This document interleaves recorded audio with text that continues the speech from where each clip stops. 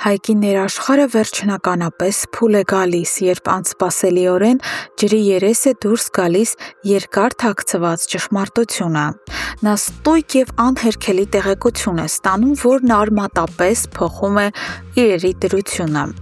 Քաջիկն իրականում չի սպանել նրա հորը։ Հոգեկան ծանր ապրումների ու հարվածների այս անվերջանալի շղթան անտանելի է դառնում երիտասարդի համար։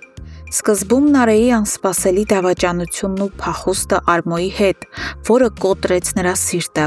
ապա Վարոյի ողբերգական ու առեղծվածային մահը։ Վերլուծելով այս ամբողջ մղձավանջային իրավիճակը և իրադարձությունների խճճված գծիկը, Հայկը հանգում է սարսափելի մի եզրակացության։ Նա հասկանում է, որ Վարոյի սպանության հետևում կանգնած են կամ Ադամյանները, Սաքոն կամ Վրամը, կամ էլ անձամբ Արմոն, ով պատրաստ է ամեն ստորության։ Իսկ այժմ, երբ արդեն վերջնականապես պարզ է, որ Քաջիկն անմեղ է և պարզապես քավության նոխազ է դարձել,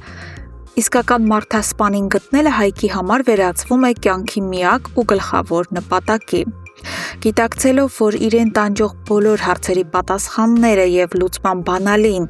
գտնվում են միայն մեկ մարդու ձեռքում, նա վճռական զանգ է կատարում Լալային։ Այդ նույն ընթացքում նոր վտանգավոր խարդավանքներ են հասունանում Սաքոյի և Արմոյի միջև։ Լարվածությունը նրանց հարաբերություններում գնալով աճում է, երբ Սաքոն մի ուշագրավ փաստ է պարզում։ Նա իմանում է, որ Արմոյի ծնողները արտասահմանից այդպես էլ չեն ժամանել Հայաստան, մասնակցելու իրենց միակ որդու հարսանիքին։ Ճիշտ է, իրադարձությունների կտրուկ զարգացման արդյունքում հարսանիքը վերջին վայրկյանին հետաձգվեց, բայց տրամաբանորեն նրանք արդեն վաղուց պետք է երկրում լինեին և պատրաստվեին արարողությանը։ Ներքին կասկածներից ու տագնապից դրդված, Սաքոն փորձում է հասկանալ իրավիճակը և ուղիղ հարցնում է Արմոյին. արդյոք նրա հայրը դեռ ոխ է պահում և նեղացած է այն բանի համար, որ տարիներ առաջ ինքը նրան անխղճորեն դուրս է արել գործից։ Ի պատասխան այս հարցադրման հնչում է Արմոյի արդեն ծանոթ, զզվելի ու ցինիկ ժպիտը։ Նա սառնասրտորեն հերքում է, վստահեցնելով, թե նման բան չկա և ամեն ինչ կարգին է։ Բայց իրականությունը շատ ավելի բարդ է ու վտանգավոր։ Արմոյի հայրը երբեք չի ներել վիրավորանքը։ Նա Սաքոյին համարում է իր երդվյալ թշնամին, և նրա բացակայությունը խոսում է մոտեցող նոր փոթորկի մասին։ Մինչ տղամարդիկ փորձում են պարզել իրենց մութ հաշիվներն ու թաքնված շարժառիթները,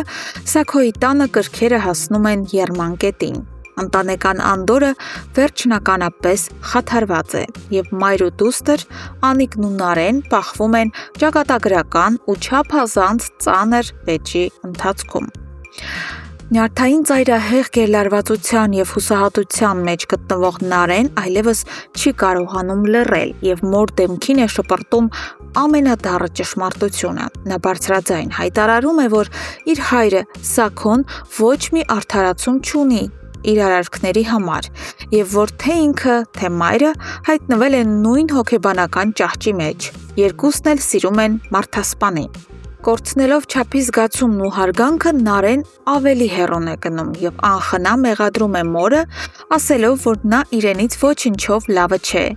և հավասարապես կիսում է այս մեղքը։ Այս աններելի ու դաժան խոսքերը դառնում են այն վերջին կաթիլը, որը լցնում է Անիկի համբերության բաժակը։ Ապտակի ուժգին ձայնը խախտում է սենյակի լռությունը։ Անիկը, չկարողանալով զսպել վիրավորանքն ու ցասումը, ապտակում է սեփական դստերը։ Նարեն, անակնկալ հարվածից քարացած, հայտնվում է խորը շոկի մեջ։ Անդունդը նրանց ընտանիքում գնալով անդառնալիորեն խորանում է։